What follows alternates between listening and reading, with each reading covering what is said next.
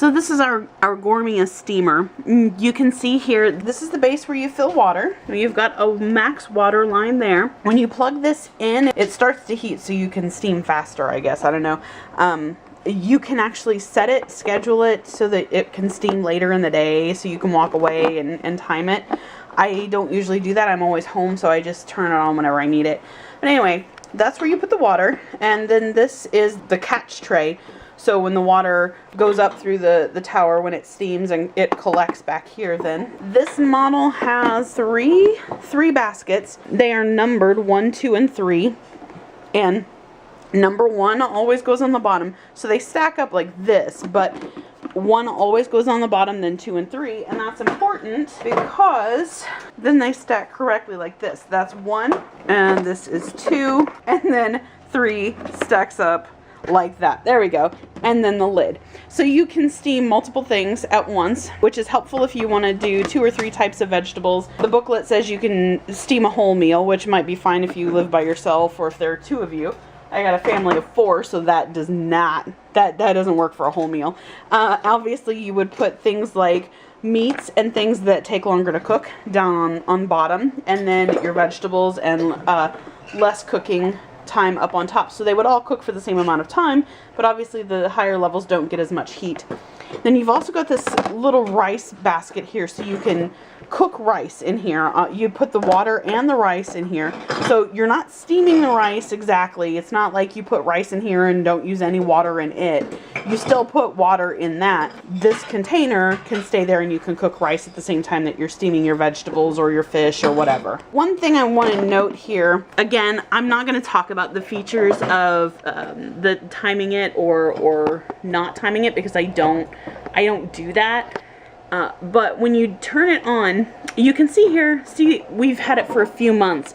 And the very first time I used it, and I just had, I don't know if it was water or acid or something from one of the vegetables, but this is, I'm not sure actually what that button is supposed to be now. Maybe a pause button. But I think it's actually a minus button. I think that's what it was supposed to be, because you can add time here or you can subtract time here. And you see that it's smeared and it basically doesn't really even exist anymore. That's clearly the button I use most, but it smudged the first time I ever used it, and it has smudged more since. And then you can see that the power button has also smudged there. So that's not great. The ink on it is really not great. We've had it a few months. I don't know when it's going to wear away. If that'll be a problem, we'll see. There is a program button there as well. The guide really does walk you through how to use it, so I'm not going to walk you through how to do it, except to say it's really easy. When we cook our vegetables in this, our fresh vegetables, I really like the flavor of it and the texture of it better than if I steam on the stove or in the microwave.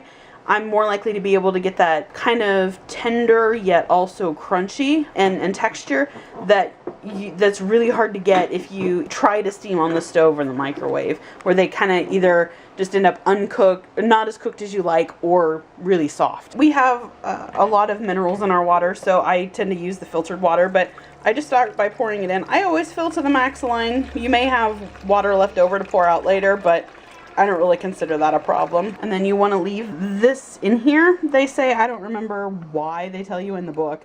And I really don't remember why, but I always leave that there.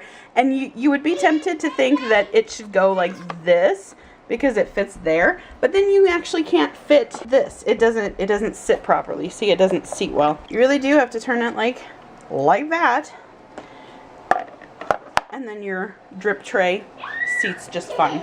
I've basically filled the basket with raw broccoli florets. Typically, I'd say I leave them in about 7 minutes, but this is kind of full, so I might make it more like 8 to 10 minutes. Obviously, it's already steaming, like I said, because I turned it on. Another thing you can use these for, which I have done before when I've wanted to steam fresh vegetables, but also heat up some leftovers, like I'm doing now. I have some cold pasta here, so I just popped it into the second tray to warm up as the broccoli steams.